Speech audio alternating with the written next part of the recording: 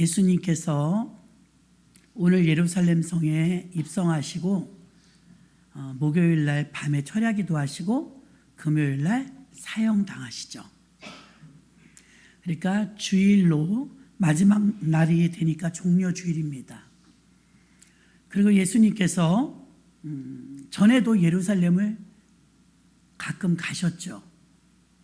그때와 의미가 사뭇 다른 것은 오늘은 성을 들어가기 전에 한번 이렇게 멀리서 보십니다. 눈물을 주르륵 흘리세요. 예수님이 눈물을 흘리고 울으신 장면은 두 군데에 나와요. 오늘 이 장면, 예루살렘 입성하실 때 한 번 우시고요. 또 한 번은 나사로가 죽었을 때. 공통점이 있다면 여러분은 어떤 때 눈물이 나와요? 여기 청년들은 울 일이 있을까요? 자기 힘들이 있으니까. 엄마들은 많이 울죠. 어떤 때 우리가 눈물을 흘릴까? 부모님이 돌아가셨을 때? 마찬가지입니다. 예수님도 나사로가 죽었을 때 울었어요. 그럼 예수님은 초상난 집마다 가서 다 울었을까요? 성경에 그렇게 나와 있진 않아요. 나사로가 죽었을 때 안타까워서 우셨죠. 무덤을 바라보면서. 그리고 예루살렘의 성을 쳐다보면서 우셨어요. 마지막이구나. 우리처럼 연민에 빠진 그런 눈물이 아니라 이 뒤에 이제 역사가 말해주죠. 30년 있다가 예루살렘 시가 초토화되죠. 전쟁으로. 그리고 성전에 돌멩이 하나도 남지 않게 다 부서져요. 그 며칠 전에 가셔갖고 성전 안에서 비둘기 파는 자들과 돈 바꾸는 자들의 상을 다 들러 엎으셨죠. 화가 나셨어요. 지금 이럴 때가 아닌데 장사치에 구려를 만들었다고 화를 내신 장면이 나와요. 드라마를 보고 눈물을 흘릴 때도 있고요. 양파를 까다 눈물을 흘릴 때도 있어요. 하품을 하다 눈물을 흘릴 때도 있어요. 그런 눈물과 예수님이 이렇게 예루살렘 성을 쳐다보면서 흘리는 눈물과 여러분이 눈물을 흘릴 때 사랑하는 사람을 보낼 때 눈물 나죠. 사랑하기 때문이에요. 이유는 딱 하나예요. 사랑하기 때문에.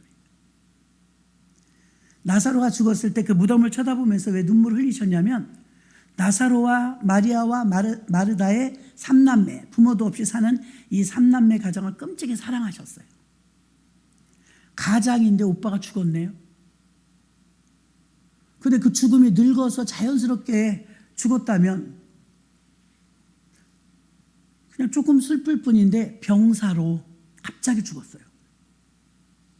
성경 뭐라고 하냐? 통분히 여겨요. 막 분하게 여겼다는 거예요. 예수님. 죽을 때가 아닌데 죽었으니까요. 거기서 주님이 눈물을 흘리셨어요. 그때는 사랑하시기 때문이에요. 여러분의 눈물은 어떤 때 나오느냐 이 말입니다. 예수님께서 예루살렘 성을 쳐다보면서 이게 이제 마지막이구나. 그리고 그 연민 때문만이 아니라 곧 무너질 텐데. 돌 하나도 남지 않고 다 무너질 텐데. 근데 그 성 안에 살고 있는 모든 백성들은 아무것도 몰라요. 우리들하고 똑같죠. 아무것도 몰라요. 무슨 일이 일어날 줄도 모르는 거예요. 저는 한 3개월 이달 오늘까지 계속 교회 설교를 했어요. 왜 그랬느냐? 사태가 심각하니까요. 교회의 숫자는 자꾸 줄어가고요. 코로나 때 아직 돌아오지 못한 성도가 250만 명이래요. 교회가 회복이 안 됐어요. 70%밖에. 이단으로 못 모르고 교회 다니다가 빠져나간 사람들이 100만 명이에요. 100만 명. 그리고 이 교회 저 교회 자기 좋아하는 목사님들 따라다니면서 이동하는 마치 팬덤 문화처럼 등록하지 않고 떠도는 떠돌이 신자가 100만 명이에요. 전국에 있는 5만 5천 교회 교회 가운데 반 정도 되는 숫자가 교회관이 없으니까 흔들려요. 이단에 빠지고 떠돌아다니고 또 아직 안 돌아오고 교회가 심각해졌다고요. 일제시대에도 6.25 때에도 목숨을 걸면서 지켰던 주일 성수에 사수하는 이런 모습이 없어요. 교회를 지키겠다고 막 일본 놈들 앞에서 저항하고 칼뿌리에 맞서면서 교회를 지키던 그런 교회관이 없어요. 이 교회만 있나면 교회가 한두 개야? 아무데나 가면 되지. 교회에 대한 애정도 없어요. 그런 사람들이 눈물 날까요? 한국 교회가 어렵다 그러면 눈물 날까요? 아무 상관없죠. 교회가 나의 가정과 가족같이 여겨진다면 여러분 교회 때문에 눈물 날 때가 있어야 돼요. 예수님은 교회 때문에, 바울도 마찬가지입니다. 나는 나의 자신의 안위 때문에 한 번도 운 적이 없다. 바울이. 내가 감옥에 있을 때도 언제나 내 마음을 억누르는 것이 있어. 그것은 교회였다. 난 교회에 대한 염려, 자신에 대해서, 자신의 안위에 대해서 걱정한 적은 없어요. 그만큼 교회관이 뚜렷하니까 신약 성경에 13권의 성경을 바울이 썼죠. 베드로의 설교를 꽉 짜면 예수가 나와요. 수제자 다 와요. 오직 예수, 복음, 그 얘기만 해요. 근데 바울의 설교를 꽉 짜면요, 교회가 나와요. 교회하고 예수는 같은 겁니다. 왜 그러느냐? 예수님께서 부활 승천하시고 지금 어디 계시느냐? 물론 우리 마음의 영으로 계시지만 예수님 공식적으로는요, 이 땅의 사역을 다 마치시고 올라가셔서 예수님 보좌 우편에 계십니다. 그곳에서 뭐 하시느냐? 우리를 위해서 중보기도 하고 계세요. 중보기도. 그래서 교회에 대해서 설교를 제가 계속 하면서 교회관이 흔들리니까 어느 교회도 교회를 안 가르쳐 주니까 교회가 없어요. 성도들 마음속에. 그러니까 떠돌이 신자 100만 명, 이단으로 빠진 신자 100만 명, 아직 돌아오지 않는 신자 250만 명, 이 노릇을 어떻게 하면 좋으냐고요. 이대로 가게 그냥 내버려 두면 교회가 무산돼요. 신종으로 나온 유튜브 교회? 지난주에도 조금 언급했죠. 굉장히 위험하다고요. 온라인 예배, 라인이 끊어지면 예배가 끊겨요. 예배 드리다 말고. 불확실한 교회죠. 그리고 유튜브 예배, 어쩔 수 없는 경우에는 유익하죠. 문명의 발달을 활용하니까요. 근데 매번 250만 명이 유튜브로 예배 드린다? 교회는 어디 갔어요? 그리고 유튜브의 난제가 무엇이냐면 검증되지 않은 설교자들이 수두룩하다는 거죠. 영혼을 도적질해 가서 어떤 의도와 어떤 마음을 가지고 전할지 모르는 사람들이 설교자로 유튜브로 아주 가볍게 그렇게 말씀을 풀어준단 말입니다. 그러니까 잘못 배우고 잘못 듣고 하면 여러분의 신앙이 이 250만 명처럼 그 부류에 흘러 들어갈 수도 있기 때문에 너무나 중요하니까 교회 이야기를 자꾸 하는 거예요.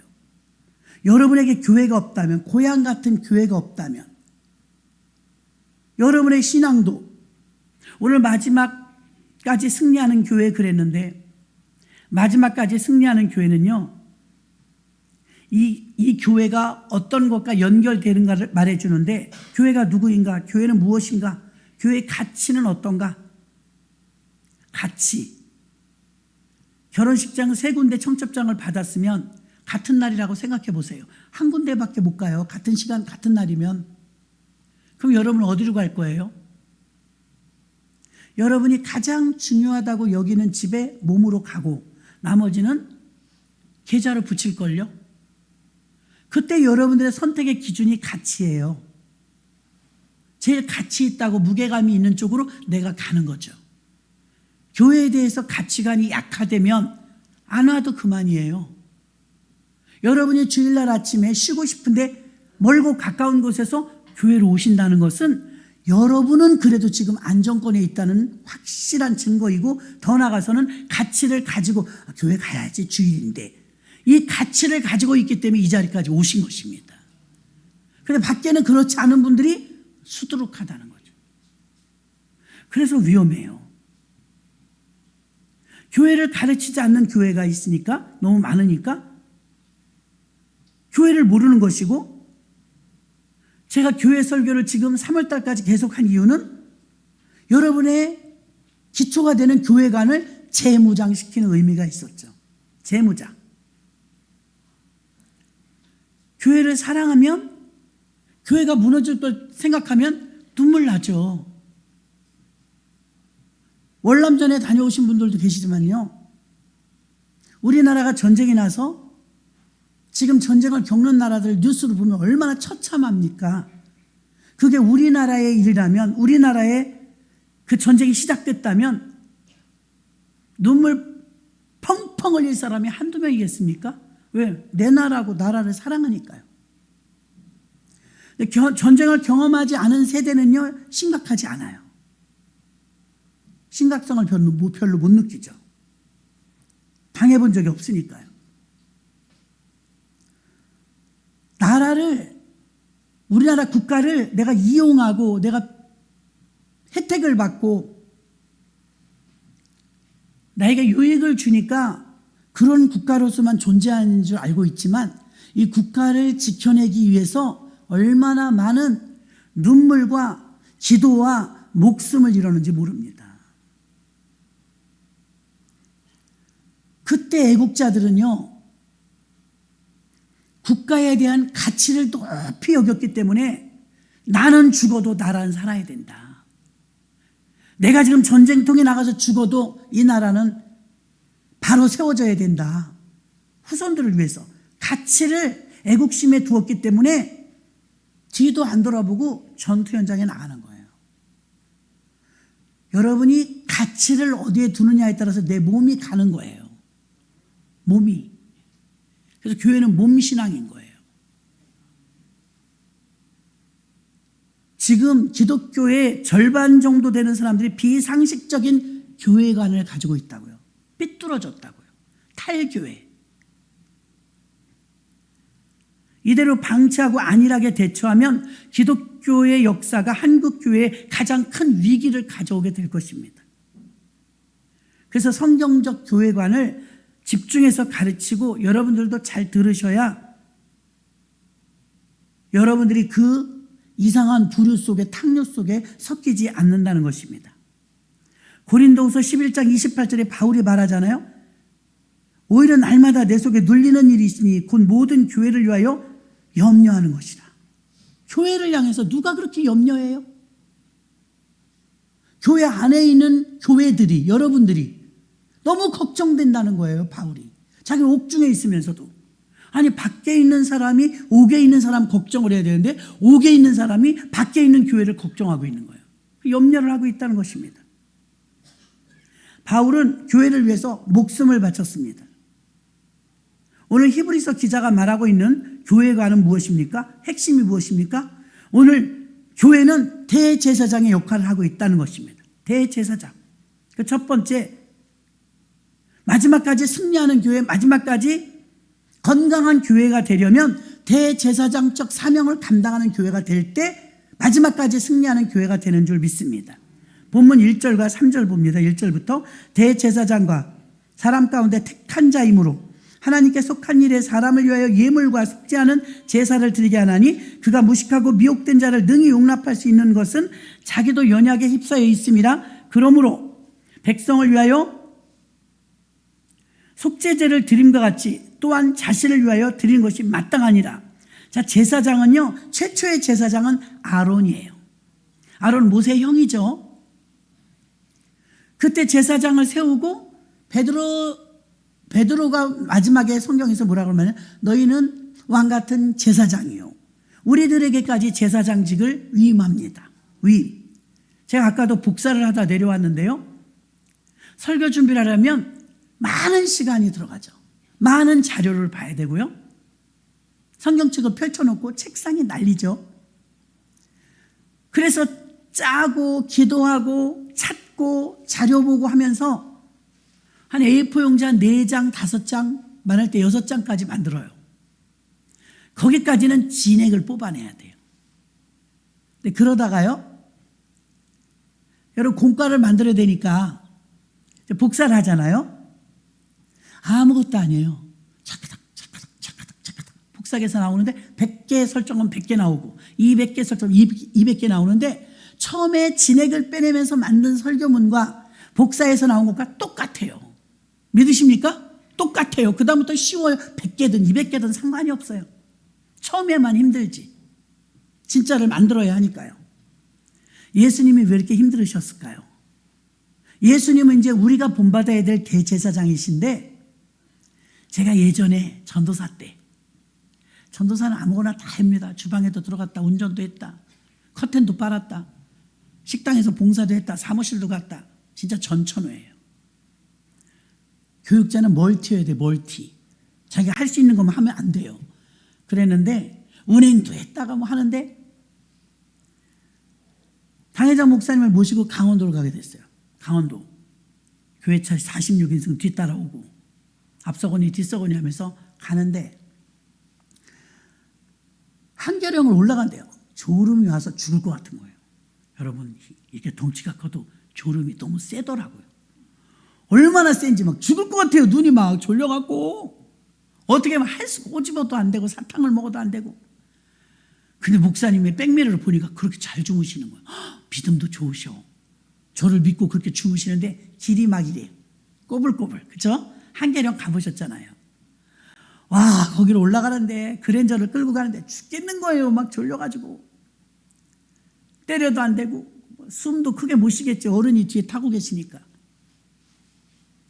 그 어찌 해갖고서는 한계령에 이제 그 휴게소 있잖아요. 거기 막 버스들도 굉장히 많고 잠깐 쉬러. 거기서 쉬면서 이제 난간에다가 내가 올라온 길을 이렇게 봤더니 어머 까마득한 거예요. 저 밑에 여기 위에는 지금 구름이 떠 있어. 구름 위로 올라온 거예요. 그 정도로 막 꼬불꼬불한 길을 가는데 내가 왔던 길을 쳐다봤더니 신통방통하다. 내가 저 길을 왔구나. 죽지 않고 올라왔네. 졸려서도 혼났고 운전도 힘들었는데 야, 이제 드디어 올라왔다. 상쾌하다. 아, 저 길을 내가 올라왔네. 경치가 얼마나 좋아요. 내려다봤더니 뭐 뻥뻥 뚫려갖고 너무 보기 좋은 거예요. 근데 성령께서 제 마음에 이런 마음을 주시는 거예요. 너는 아스팔트 다 깔아놓은 저 길에 최고급 차 그랜저를 끌고 오는데 그렇게 힘들었냐? 힘들죠. 졸려 죽을 뻔했어요. 제가 이제 혼자 그러는 거예요. 그때 성령께서 제 마음에 너는 아스팔트 쫙 깔려있는 그 길을, 그 좋은 차를 가지고 오는데 힘들었냐 이거예요. 힘들었다고 그러니까. 저 길을 깔은 사람도 있다 그러시는 거예요. 저 길을 공사한 사람들도 있다. 공사. 그러고 보니까 그렇더라고요. 야, 이 꼭대기까지 도로를 어떻게 뚫었을까? 또 하나는 그게 바로 이제 매치가 되는 거예요.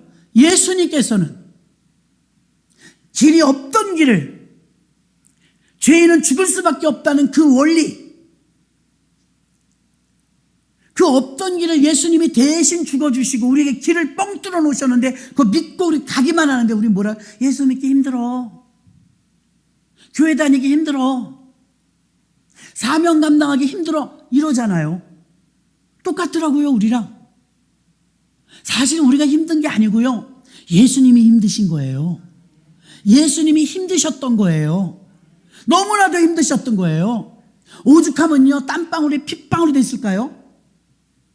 수동 금식기도원, 마석에 가면 수동 금식기도원 있죠? 수동 금식기도원이 이태희 목사님 원장이시잖아요. 그분이 예전에 교회 오셔서 부흥하셨어요. 그래서 수동 금식기도원 원장님이신 그분이 어머니가 장안 어머니상, 신사임상상 이런 걸 타셨어요. 굉장히 많은 그 금남교회 목사님 어머니랑 앞서거니 뒤서거니 하면서 자녀들을 전부, 그 많은 자녀들을 목사님 만들었거든요. 근데 어머니가 죽을 병에 걸리신 거예요. 그러니까 마지막이자 생명을 거는, 사활을 거는 기도를 이제 아들이 하는데 산에 가서 우리 어머니 살려달라고 이제 중보기도를 하는 거예요. 밤이 새면서 금식하면서 기도하는데 얼마나 기도하다 보니까 피가 툭 터지더래요. 그래서 보니까 눈에서 핏줄이 터져가지고 핏물이 툭툭툭 떨어지는. 그때 자기는 손등으로 떨어지는 피를 보면서요, 그 어른들이 옛날에 말했던, 전쟁을 겪으면서 말했던 내가 피눈물이 났다, 그 굉장히 고단했다라는 표현으로 들었었는데 자기가 피눈물을 흘려보니까 얼마나 격렬한 전쟁을, 이 몸이 쓰나미를 겪었는지를 알겠더래요. 온 몸을 불사르면서 기도하다 보니까, 격렬하다 보니까 예수님은 모세혈관이 파열된 거죠. 땀 속에서 피가 섞여 나온 거예요. 근데 이 이태희 목사님 어때요? 눈에서 충혈된 정도가 아니고 터진 거죠, 핏줄이. 그래서 피눈물이 나왔던 거예요. 우리가 살면서 피눈물을 흘려본 적이 있을까요? 그런 일이 있으면 안 되겠죠. 얼마나 격하면 핏줄이 터졌을까요? 그만큼 격렬함을, 절규함을 말해주는 것인 줄로 믿습니다. 말로만 듣던 피눈물은 고생했다 이런 표현인 줄 알았는데, 당신이 피눈물을 흘려보니까 야, 이거 두 번은 하기 힘들다. 두 번은 하기 힘들다. 제 신학교 동기는요, 누나가 일본으로 시집갔어요. 총각이었는데 매일 일본 책하고 일어책하고 성경책만 끼고 다니는 외골수, 세상 것은 다 차단하고 4년 동안 신학교 다니면서 일어 공부하고 성경만 보는 청년이 있었어요. 이 청년이 일본으로 시집간 누나가 부모님이 안 계시니까 거의 맏누나라서 부모 맛제비예요. 암이 걸려서 죽게 됐어요. 암 걸려서 죽는다는 이제 선전포고를 들었어요. 그러니까 신학교 다니다 말고 아르바이트 하느라고 국민일보 신문을 자전거 타고 돌렸거든요. 신문 돌리면서도 누나를 위해서, 아직 학기 중인데 방학도 아니고 40일 금식을 하겠다고 선포한 거예요. 굉장히 체구가 왜소해요. 그러니까 40일 금식하면서 오로지 기도 제목 하나죠. 누나를 살려달라. 근데 그 급한 사정은 알겠는데 워낙에 이 친구가 왜소해요. 40일을 버틸 수 있을까? 자기는 목숨 걸고 하는 거예요. 누나 살려달라. 제가 눈으로 본 게 17일까지는 자전거를 타고 다니더라고요. 금식 17일째. 자전거 타고 신문을 돌렸어요. 18일째부터는 못 나왔어요. 거기서 끝나지 않았어요, 불행이. 그 다음엔요, 우리가 신방을 가잖아요. 제가 그때 신학교 다니면서 전도사였고, 그 친구는 같은 우리 반이었지만 교사였어요. 교육부 교사. 친구가 안 보이니까 찾아갔지 않아요, 신방을. 갔더니 큰일 났다는 거예요. 왜 그러니까? 앞이 안 보인대. 밥을 계속 굶고 금식하다 보니까요, 눈이 멀어버렸어요. 앞이 안 보인다는 거예요. 그때 저는 철렁하더라고요. 큰일 났다. 하나님 영광 가린다. 신학생이 말이에요. 금식하다가 죽었다고 그래봐. 금식하다가 눈 멀었다고 그래봐. 이게 영광 가리잖아요. 건강하던 청년이. 큰일 났다 싶어가지고서 이걸 어떻게 하면 좋으냐. 근데 금식은 시작했으니까 끝까지 마쳐야 될 거 아니에요. 어찌 해갖고 40일을 마쳤어요. 일본에서 막 누나도 오고 형수님도 오고 보호식 해주려고. 이제 눈도 안 보이니까 꼼짝을 못 하잖아요. 교회도 이렇게 부축해서 데리고 왔다 데려오고, 주일 예배만 간신히 드리고, 매일 교회 와서 살다시피 했는데, 자취방에서 조그만 방에 살고 있었는데, 그 조그만 방에 찾아갔더니 이제 죽을 끓여서 먹고 보호식을 하는데, 열흘쯤 지나도록 보호식을 하는데 눈이 안 보이니까 뭘 할 수가 있어야죠. 하나님, 우리가 중보기도 했습니다. 이건 하나님 영광 가려서 안 됩니다. 하나님, 그 누나도 살려주시고, 이 친구도 눈 이거 잘 보던 청년인데 눈을 앞을 못 보니 이게 말이 됩니까? 그랬는데 열흘쯤 지나니까요, 희미하게 뭐가 비슷하게 보이더래요. 보름쯤 되니까요, 눈이 떠졌어요. 너무 다행이죠. 눈이 떠졌는데, 가끔 저는 어른들이 이런 말에, 너무 허기졌을 때, 배가 너무 고플 때, 조그만 거 알갱이 콩 삶은 거 몇 개만 집어먹어도 아유 눈이 떠진다. 이 소리를 하시는 걸 들었었거든요. 그건 너무 허기졌다 이 표현인 줄 알았어요. 그 표현으로 그렇게 말하는 줄 진짜 그 말이 나왔을 때 그걸 경험한 사람은요 생사의 갈림길이었다는 거죠. 그렇죠? 제가 직접 봤더니 이 친구가 앞을 못 봤어요. 보름 이상을. 나중에 보게 되는데 음식이 들어가니까 다시 보이더라 이거예요. 음식이. 그러니까 음식이 들어가니까 눈이 떠지는 게 맞는 거였어요. 이태희 목사님이 경험한 걸 내가 간접적으로 들었지만 어머니를 그렇게 기도해서 아들들이 막 기도해갖고 금식하며 철야하며 이 아들은 피눈물을 흘리면서 하나님께 중보 기도했을 때 하나님은 그 기도를 들어주셔서 살려주셨어요. 그리고 그 일본의 누나는 어떻게 됐을까요? 저한테 일본 가방을 선물했어요. 살아있다 이 말입니다. 누군가 목숨을 걸고 중보기도 하니까 살려내더라 이 말입니다. 그럼 이 살려내는 힘은 어디서 올까요? 사랑입니다. 사랑. 사랑하지 않으면 누가 40일을 금식하고 기도하는데 그거 목숨 걸고 하겠어요? 앞을 못 보고 산다는 게 쉬워요 여러분? 그 얼마나 끔찍했겠어요. 무섭고 다시 못 떠지면 어떡할까 싶어서. 그 나중에 보게 되었고 지금은 일본말로 일본 사람들한테 설교하고 있어요. 선교로 가서. 그가 나에게 메일을 보낼 때 편지를 보낼 때 아무 말도 없이 딱 그림 하나 보냈어요. 대한민국 지도. 뭐지? 대한민국 지도를 보냈어요. 아니 이 친구는 말이지 뭐라고 글씨를 써서 보내야지 지도는 나도 있지. 왜 대한민국 지도를 보냈을까? 맨 밑에 조그맣게 이렇게 써놨어. 그리운 나의 조국. 거기서 눈물 터진 거예요. 나는 매일 보는 이 대한민국에 살면서 지도를 아무리 봐도 아무 감흥이 없는데 외국에 나가 있는 선교사가 지도를 보냈는데 지도만 봤을 땐 내가 느끼지 못했어요. 일본은 멀지도 않잖아요. 맨 밑에 깨알 같은 소리로 그리운 나의 조국 써놨는데 가슴이 막 아픈 거예요. 우리나라 오고 싶구나. 그립구나. 이게 미어지더라고요. 이런 마음이 나라를 사랑하지 않는다면 조국 그거 뭐 그까짓 거 이러겠죠. 대한민국 국민이니까 나의 조국 그러는 거예요. 또 어머니를 사랑하니까 피눈물이 나도록 기도하는 거예요. 예수님의 사랑은 말할 것도 없죠. 얼마나 격렬하게 기도했으면 모세혈관이 파열됐을까요? 왜? 누구를 위하여? 우리를 위하여. 우리를 살리기 위해서 피눈물을 흘리는 격렬한 과정을 거쳤어야 했던 것입니다. 거기에 우리의 반응은 엄청 냉랭하죠. 드라마만 봐도 우는 사람이 주님이 나를 위해서 십자가 달려 죽으셨다는데 아무 감흥 없죠. 마지막 고난주간 일주일이 있다는데 나는 거기 기도 1시간도 참여할 수 없어. 벌써 마음문 닫죠. 우리는 그 엄청난 사랑을 받는데 사랑을 받는다는 것에 대해서 대가지불이 없다는 거죠. 대가지불이. 어린아이들은 이해가 가요. 모르니까. 무조건 땡깡 부리면 뭐 사내라 먹을 거 달라 요구가 많죠. 애기들은요. 어리니까 이해를 해요.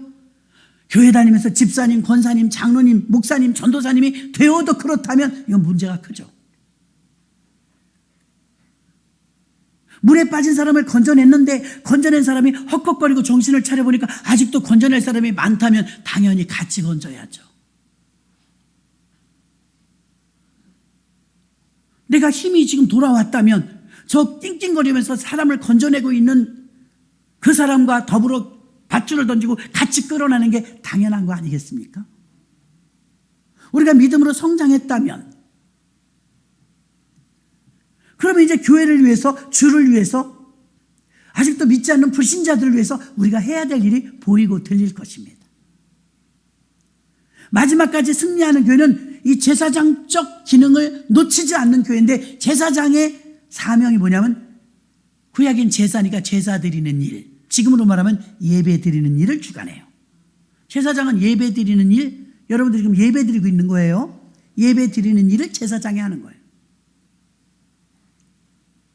그 다음에 재판도 했습니다. 재판.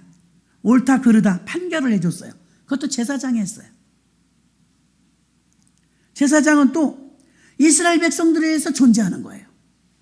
이스라엘 백성들이 하나님 뜻대로 살게 하기 위해서 말씀을 전해주면서 존재하고 있죠.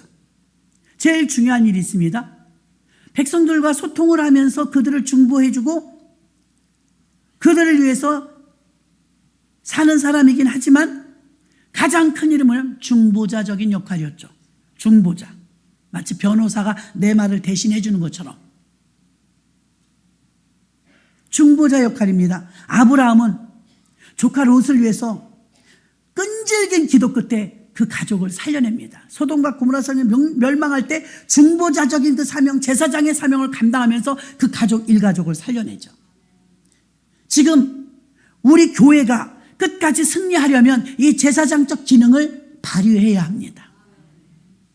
나 근근히 혼자서 교회 오는 것으로 그치는 것이 아니라 내가 교회 나가서 누군가 구원받을 영혼을 위해서 내가 기도함으로 나의 기도를 통해서 그 사람이 살아나는 것, 그것이 제사장의 사명입니다. 저 같은 사람은 여러분이 일주일 동안 피곤하고 지치고 삶에서 정말 찌들리고 힘들고 어려운 가운데 교회 주일날 오셨을 때 최선을 다해서 말씀을 준비했다가 여러분에게 생명이 되는 말씀을, 여러분에게 힘이 되는 말씀을, 희망이 되는 말씀을, 또 원인을 알 수 있는 답이 되는 말씀을 여러분에게 전달해야 되는 것입니다. 그래서 여러분이 그 말씀을 붙들고 내가 지금 어디 서 있는지 알게 되며 내가 지금 무슨 기도를 해야 되는지 알게 되며 내가 무슨 일을 해야 되는지를 알게 해주는 것이죠. 여러분의 존재가 존귀한 존재며 우리는 사명 때문에 산다는, 이 꽃도 사명 때문에 태어난 것입니다. 활짝 한번 펴보고 많은 사람에게 기쁨을 주려고 꽃이 이렇게 활짝 웃고 있는 거예요. 그래서 교회가 대제사장의 모습을 보여줄 때 예수 그리스도가 대제사장이 되셔서 없는 길을 만들어 놓으셨기 때문에 이제 우리들은 그 다음부터 복사, 카피된 것과 같아서 작은 예수로 계속 만들어져서 예수님이 하시던 그 일을 우리 모두 나누어서 하는 것입니다. 로마서 8장 29절에 아들의 형상을 본받게 하기 위하여, 하나님의 목적은 하나입니다. 여러분이 예수의 형상을 담는 거예요. 새벽에 오신 분들한테 저도 전하면서 은혜를 받았습니다. 고흐의 작품이, 그림이, 저는 그림을 잘 몰라요. 고흐 작품 가운데 전 세계에서 가장 비싼 게 1,500억 원에 팔렸대요. 경매에서. 그림 한 점에 1,500억 원. 그 그림을 보면요, 벚꽃 날리는 거더라고요. 액자를 이렇게 걸어놔요. 걔 움직일 수가 있어요. 말을 할 수가 있어요. 날 위로해 줄 수가 있어요. 힘이 돼요. 그렇게 비싼 것이. 근데 그걸 뭐라고? 고흐의 걸작품입니다. 그래요.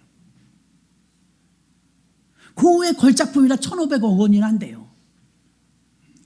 그럼 여러분, 우리는 창세기 1장 26절로 28절에 보면 우리는 누구의 걸작품이냐면 하나님의 걸작품이에요. 믿으십니까? 하나님이 최선을 다해서 샘플을 무엇을 보고 만들까? 우리를 만드실 때 손으로 빚어 만드시면서 샘플을 어디서 추출할까 하다가 샘플이 자기 자신이었어요. 자기의 형상을 따라, 우리의 형상을 따라 하나님이 샘플이 되어서, 하나님이 모델이 되어서 하나님과 가장 닮게 만드는 게 우리들이에요. 그럼 여러분, 그림은 걸려만 있잖아요. 우리에게 뭐 제공해 주는 게 없잖아요. 그림은 세월이 흐를수록 더 비싸진대요. 여러분, 그 고흐의 걸작품이 1,500억 원이는데 여러분은 얼마일 것 같아요? 여러분은 하나님의 걸작품이에요. 그림은요, 움직이지도 못해요. 말도 못해요. 내 마음을 알아주지도 못해요. 근데 여러분은 눈물도 흘릴 줄 알아요. 말도 할 줄 알아요. 움직이게 돼요. 그러면 그 움직이지 못하는 그림, 걸려있는 그림하고 우리하고 비교해보면 어떤 게 더 걸작품이에요? 말 하나 마나 비교도 안 되게 우리가 더 존귀하다, 이 말입니다. 이렇게 존귀하게 만들어주셨는데 고맙단 말 한마디 했나요? 감사하단 말 한마디 했나요? 정말 안 했어요. 아이들은 솔직히 말하잖아요. 안 했다고. 우리는 내숭 떨고 있는데. 얼마나 대단한 걸작품이에요.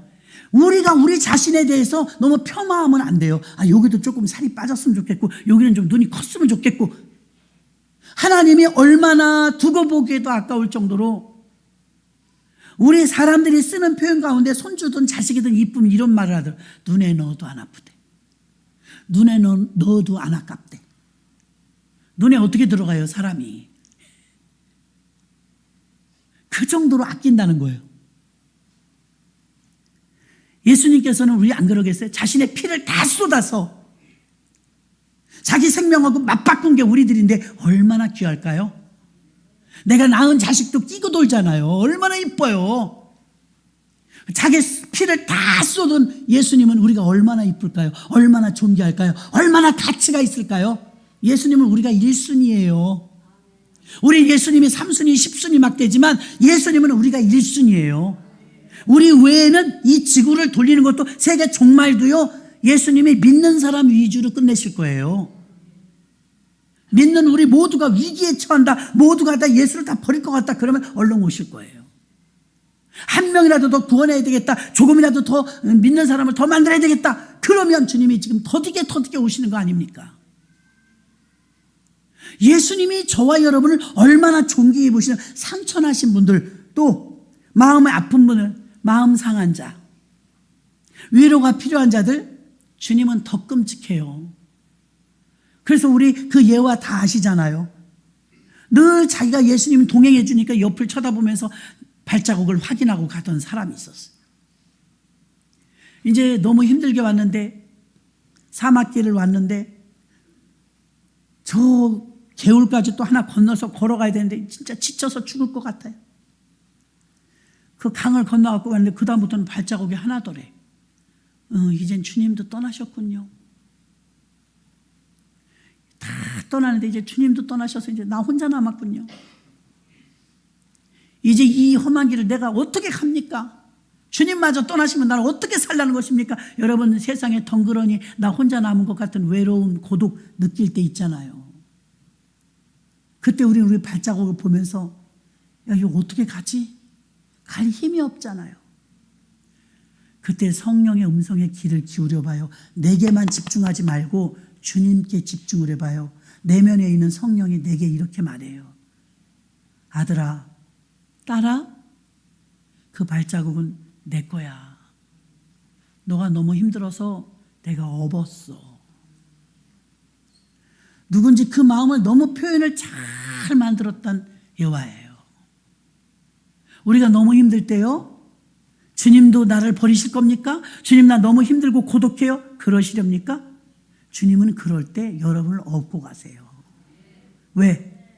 자신보다 자신 목숨을 버리면서까지 건져낸 게 우리인데, 우리가 얼마나 존귀한 존재이며 예수님 앞에 우리가 얼마나 생명 같은 존재인데 우리 여러분은 여러분의 삶을 마음대로 사냐 이 말입니다. 우리가 그렇게 마음대로 살면 안 돼요. 우리 너무나 존귀한 존재입니다. 고우의 작품이 걸작품이라고요? 그것과 비교도 되지 않고 움직이지도 못하고 말하지도 못하고 살아있지도 않은데 진짜 걸작품이라면 이 정도 돼야죠. 움직이죠, 말하죠, 슬픔도 기쁨도 표현하죠. 거기다 아름답게 주를 향해서 찬양하고 주를 향해서 기도한다면 금상첨화 아니겠습니까?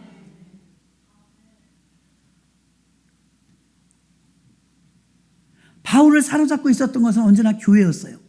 교회관이 흔들리니까 이 한국교회가 지금 너무 위기입니다. 어쩌자고 코로나 끝난 지가 언젠데 아직도 돌아오지 않고 헤매이는 있는 성도들이, 유튜브로만 예배드리는 성도들이 250만 명이나 되고, 이 교회 저 교회 떠돌아다니는 성도가 100만 명이나 되고, 그나마 이단으로 빠져서 영영 정말 나쁜 곳으로 빠진 사람들이 100만 명이 되고, 이 심각한 상황 속에서도 교회가 뭔지도 몰라가지고 그냥 뭐 시간 될 땐 교회 가고 안 될 땐 할 수 없지, 이 정도 일란 말입니까? 누구는 생명을 걸었는데, 아이들이 집에 들어와서 학교 갔다 왔고 막 냉장고 열고 아이스크림도 먹고 물도 마시고 우유도 마십니다. 그 아이는 다 공짜예요. 공짜. 물가가 이렇게 비싼데요, 엄마는 그걸 다 값을 치르고 사다 넣어놓는 거예요. 우리는 교회에 나오면 구원 얻으니까 공짜죠. 우리 모두 무상으로 구원받은 줄로 믿습니다. 그런데 주님은 공짜가 아니에요. 여러분을 얻기 위해서 당신은 피눈물을 흘리고 피땀을 흘리며 십자가에 못 박혀 죽으시는 엄청난 고통을 겪었단 말입니다. 알고도 가는 거예요. 애기 엄마가 아기를 낳을 때 무진장 아프죠. 여기서 우리가 희망을 가질 수 있는 것이 하나 있습니다. 애기 엄마가 아기를 낳을 때 죽을 것 같이 아파요. 근데 그게 이렇게 죽을 것 같으면 죽는 줄 아는데 아기 낳다 죽는 경우는 드물어요. 결국은 그 고통이 고통으로만 끝나는 게 아니라 고통이 희망이 될 수 있는 것은 곧 새 생명이 나온다는 희망 때문입니다. 예수님도 같지 않을까요? 무진장 아팠죠. 얼마나 아프면 죽었겠어요. 십자가에 매달려서 무진장 힘들었죠. 내가 목마름으로 너희의 목마름을 해결해주고, 내가 아픔으로 너희의 몸 아픈 걸 해결해주고, 내가 가난함으로 너희의 부유함을 보장한다고 주님이 다 짊어지고 가시는 거예요. 그 예수님께서 십자가에 달려 죽으시면서 그 고생을 하시고 그 고통 속에 끝내 죽으셨는데요. 그렇게 해서 얻어낸 게 저와 여러분인 줄로 믿습니다. 이걸 믿으십니까? 이걸 믿는 사람만 교회 나와서 구원받는 거예요. 예수님이 나하고 무슨 상관이 있습니까? 이러면 안 돼요. 이렇게 해서 살려낸 저와 여러분인데 주님이 대가가 없이 우리가 구원받았다고요? 엄청난 대가를 지불하고 우리가 다 공짜로 구원받았어요. 그리고 예수님은 더 이상 독생자가 아니라 이제는 예수님은 장자요, 예수님만 하나님을 아빠, 아버지 이렇게 부를 수 있었는데 구약에 어디 봐 아브라함이, 다윗이, 모세가 하나님을 아버지라고 부르던가요? 못 불러요. 허락이 안 돼 있어요. 그러나 예수님이 십자가에 달려 죽으시고 나서는 허락되었으니 너희는 양자의 영을 받아 복사본이 되어서 아바, 아버지라 부르느니라. 여러분, 하나님을 아버지라 부르는 줄로 믿습니다. 이제 아버지라 불러도 돼요. 이게 엄청난 특혜고 엄청난 복인데 이 존귀한 자가 된 것을 여러분이 느끼고 값어치를 아냐, 이걸 가치를 몰라요. 가치를. 교회가 이 사실을 알려주고, 교회가 그 가치를 알려주고, 교회가 예수님이 너를 대신해서 죽었고 예수님이 너의 중보자고 예수님이 대제사장이라는 이 사실을 선포하는 것을 놓치면 마지막까지 승리 못해요. 그러니 교회가 그 일만을 잘 전달하면 마지막까지 승리하는 교회가 될 줄로 믿습니다. 주님이 우리를 불쌍히 여기셔서 상한 갈대를 꺾지 아니하시고 꺼져가는 심지를 끊지 않는다는 이 표현은 우리가 연약한 걸 아는 거예요. 병만 들어도 죽고 돈만 잃어도 풀이 푹 죽어 있고, 어떤 사람이 막 영어를 징크스가 걸릴 정도로 영어에 대해서 압박감을 느꼈는데 영어를 조금 배웠대요. 그 자기 고향 마을에 시골에 가니까 영어 잘한다고 막 칭찬해 주니까 어깨가 으쓱해져. 나 영어 좀 배웠지. 그러다 미국을 갔대요. 영어를 좀 하는 줄 알았는데 미국 가니까 말도 못 하더래. 소통이 안 되더래. 풀이 푹 죽어가지고 내 고향에서는 존재감이 있었는데 미국에 오니까 아우 창피해가지고, 이거는 뭐 유학을 왔는데 교수님이 나한테 뭐 물어볼까봐 겁나고 학생들하고 회의를 하는데 회의가 안 되는 거예요. 소통이 안 되니까. 내 영어를 좀 하는 줄 아는데 못 하더라 이거예요. 아까 풀이 푹 빠져가지고선 난 존재감이 없구나, 나는 못났구나, 난 머리가 안 좋은가 봐, 왜 이렇게 빨리 못 배우는 거야, 영어 다 하는데 왜 유학생 하는데 왜 난 다 못하는 거야. 풀이 빠졌더니 하나님이 불쌍했던가 봐요. 기도하는데 마음에 그런 마음을 주시더래요. 나는 너가 영어 잘 못해도 상관없다. 나는 너가 영어 잘해서 내가 널 사랑하는 거 아니다. 주님의 그게 다른 사람한테는 위로가 되지 않았는지 모르지만 자기한테는 큰 위로가 되었답니다. 그래, 내가 영어 잘해서 주님이 나 사랑해 주는 거 아니지. 내가 영어 잘해서 영어 못할 때부터 날 구원해 주셨지. 여러분, 우리는 가끔 이렇게 빠져요. 돈이 없어서, 힘이 없어서, 배운 게 없어서, 영어를 못해서, 세상 사람과 견주어 봤을 때 내가 좀 빠져서. 그러나 주님 그 상관없이 영어를 못해도 주님의 사랑은 여전합니다. 여전해요. 왜? 주님이 우리를 얼마나 존귀히 보시냐면, 여러분의 자존감이 올라와야 되는데 그냥 나락으로 떨어져 갖고 나 같은 사람은 뭐 할 거야, 쓸모도 없어, 별로 필요도 없나 봐, 이러면 누가 제일 괴로울까요? 본인이 괴로운 게 아니라 주님이 괴로워요. 주님이. 내가 너를 살려내느라고 얼마나 엄청난 대가를 지불했는데 너는 그렇게 너 자신을 홀대하냐? 너를 내가 얼마나 사랑하는데 너는 그렇게 너를 홀대하냐? 하나님이 우리를 상한 갈 때 꺾지 않고 꺼져가는 심지를 끄지 않듯이 그냥 애지중지하면서 길러내는 게 우리입니다. 우리가 그토록 사랑을 받고 있는 줄로 믿습니다. 엄청난 사랑을 받고 연약함을 알고 있어요. 대제사장의 첫 번째 사람은 아론이었지만 대제사장의 직분을 그럼 누가 줬냐 이거예요. 교회가 대제사장의 직분을 감당해야 되고, 두 번째는 대제사장이 이걸 누가 시켜줬냐, 누가 임명했냐 이거예요. 하나님이 주신 것이지, 예전에 군대들 보면요 지원병 있어요. 지원병. 대제사장은요 내가 하고 싶다고 스스로 되는 게 아니라 하나님이 시켜줘야 하는 거예요. 우리가 왕 같은 제사장이 될 수 있는 것은요 하나님이 우리를 제사장으로 불렀다, 콜링했다. 주님이 우리를 부르신 줄로 믿습니다. 대제사장으로 쓰시려고.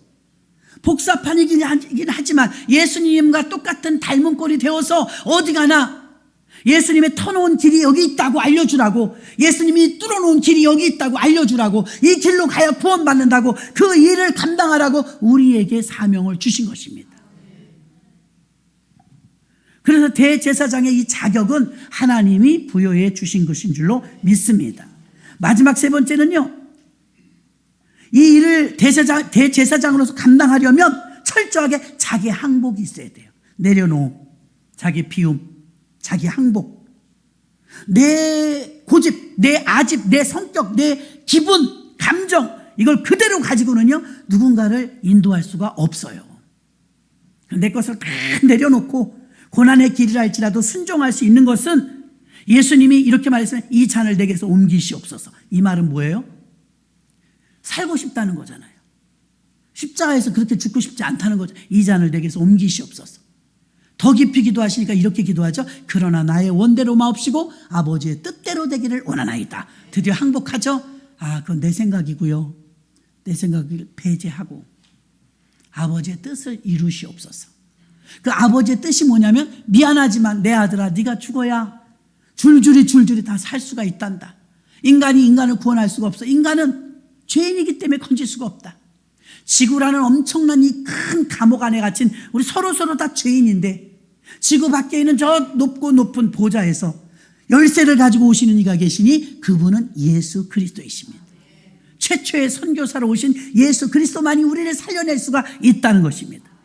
독생자 예수 그리스도께서, 하나님께서 임명을 받았고 예수 그리스도께서 우리에게 또 임명을 해주셔서, 우리는 예수 그리스도의 원본은 아니지만 그는 발광체라면 우리는 반사체가 되어서 빛을 만들어서 빛을 쪼여주는 그 예수 그리스도의 빛을 받아서 우리 이 빛을 또 다른 사람에게 비춰주는 역할을 하는 반사체인 줄로 믿습니다.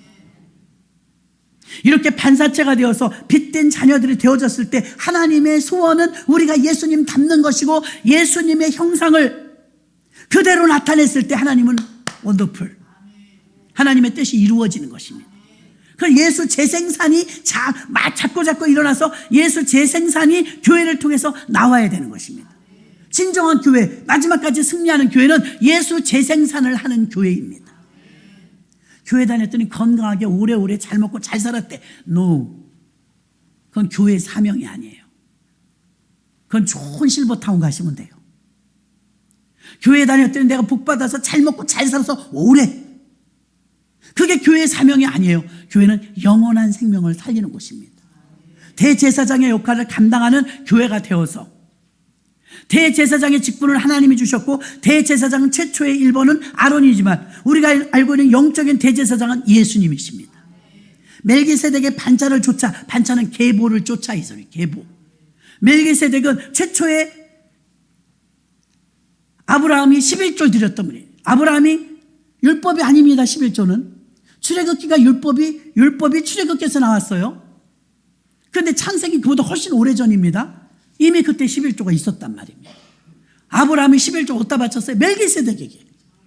멜기세덱이 누구예요? 족보도 없고 이 사람 출처가 없다 이거, 근거가 없다 이거. 그 말은 이 땅에서 나신 분이 아니요, 멜기세덱은 살렘 왕이요, 살렘, 예루살렘, 살렘, 평강의 왕이요, 멜기세덱의 반짝 계보를 쫓아 내려온 예수 그리스도, 예수 그리스도의 계보를 쫓아 내려온 우리도 예수님의 그 뜻을 쫓아 예수의 재생산이 된 제사장이 되어서 여러분이 제사장으로서 제사를 감당하고 예배를 감당하고 더 나아가서 제사장이 했던 일 중보를 감당하는 거예요.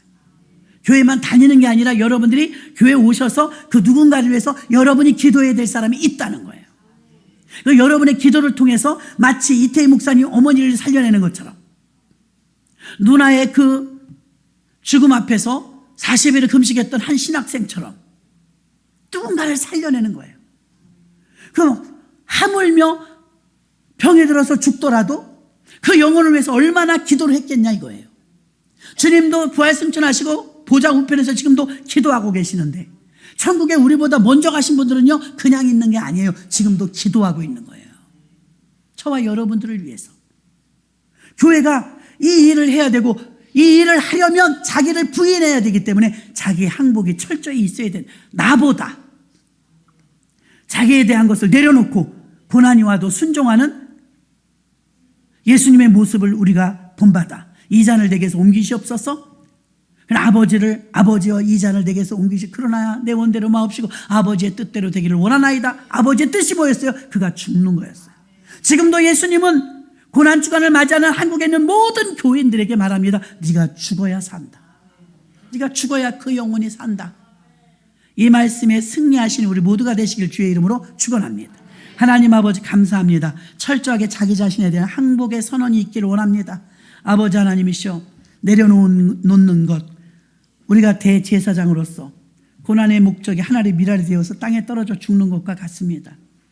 하늘의 미랄이 그냥 있으면 하늘이지만 떨어져 죽으면 많은 열매를 맺고 그 예표로 예수님을 들었습니다. 하나님 아버지, 예수님께서는 이렇게 자신에 대한 항복과 예수 그리스도가 하나님 앞에 고난을 과감하게 받아들여 이렇게 많은 열매로 우리가 예수의 사람들이 되었습니다. 하나님, 우리에게도 대제사장의 모습을 보여주신 예수 그리스도, 그분이 만들어 오신 그 길, 새롭고 산 길, 그 길을 우리가 따라가는데 힘들다 투덜대지 말게 하시고 잘 따라갈 수 있게 주여 도와주옵소서. 대제사장의 자격은 사람이 주는 게 아닙니다. 바로 하나님이 주시는 것입니다. 우리도 그렇습니다. 우리에게 맡겨진 모든 직분은 주님이 주신 것입니다. 철저한 자기 항복으로 인하여서 많은 영혼을 살려내는 사명을 감당하는 우리 모두가 되게 하여 주옵소서. 예수님의 이름으로 기도합나이다. 아멘.